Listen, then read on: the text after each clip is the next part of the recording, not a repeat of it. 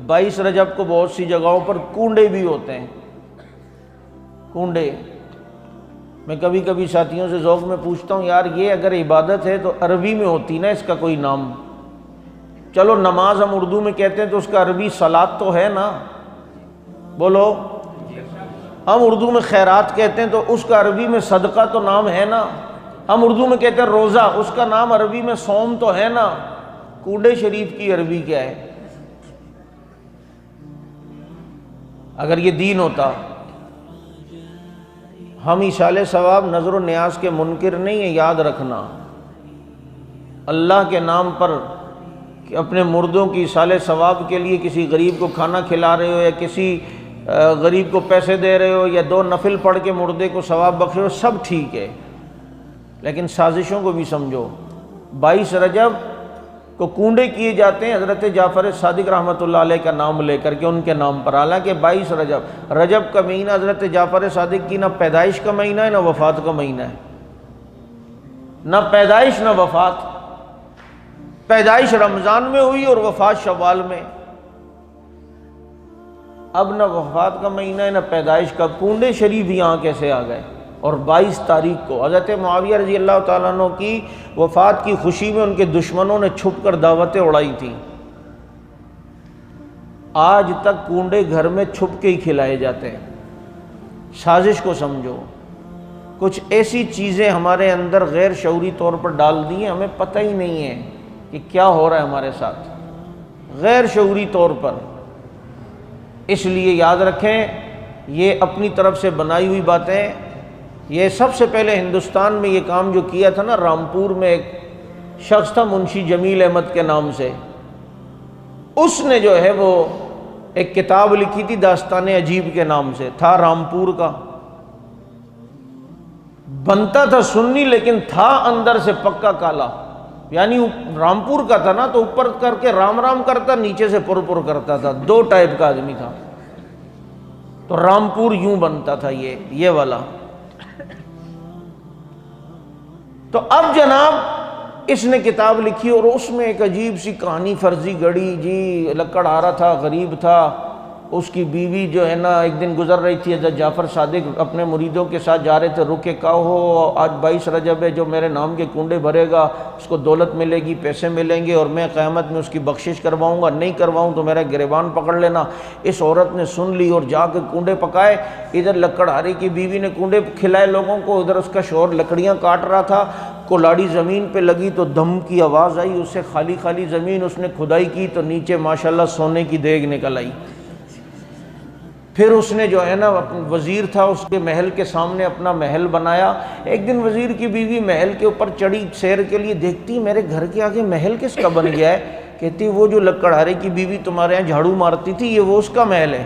ماشاءاللہ محل پورا تعمیر ہو گیا، یہ سو رہی تھی، اصل میں قومیں بھی تھی وزیر کی بیوی۔ تمہارے گھر کے قریب آج دیوار چنائی ہو جائے تو دنیا کو پتہ چلتا ہے ادھر محل تیار ہو گیا ہے۔ جھوٹ کے سر پیر تو نہیں ہوتے نا۔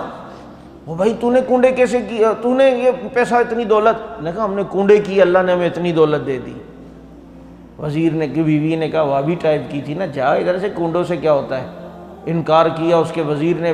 بادشاہ جو تھا اس کا بیٹا شکار پہ گیا ہوا تھا، تو ادھر ایک وزیر اس وزیر سے جلتا تھا، اس نے بادشاہ کے کان بھرے، تیرے بیٹے کو وزیر نے قتل کر دیا ہے، اور ایک رومال میں سر لایا اس کے بیٹے کا اور دکھایا۔ او بادشاہ نے دیکھا میرا بیٹا قتل ہو گیا ہے، کہا اس نے مارا ہے۔ اس نے وزیر اور اس کی بیوی کو جیل میں ڈال دیا۔ اب دونوں سوچتے اندر بیٹھ کے ہم سے کون سے ایسا گناہ ہوا ہے کہ ہم پر یہ عذاب آیا ہے، قتل تو ہم نے کیا نہیں۔ اب بیوی اور جو دونوں سوچنے لگے، او ہم نے نمازیں چھوڑی تھیں اس لیے عذاب۔ ابے نماز چھوڑنے پہ کوئی عذاب آتا ہے؟ کوئی گناہ ہے؟ کوئی گناہ ہی نہیں ہے، ٹینشن ہی نہیں۔ او ہم نے جھوٹ بولے تھے، جھوٹ اس وجہ سے عذاب آیا ہوگا۔ ابے جھوٹ بولنا کون سا گناہ ہے؟ تو سب بولتے ہیں، نو ٹینشن۔ کوئی اور سوچ، کوئی گناہ کیا ہے ہم نے جس کی وجہ سے عذاب آیا ہے؟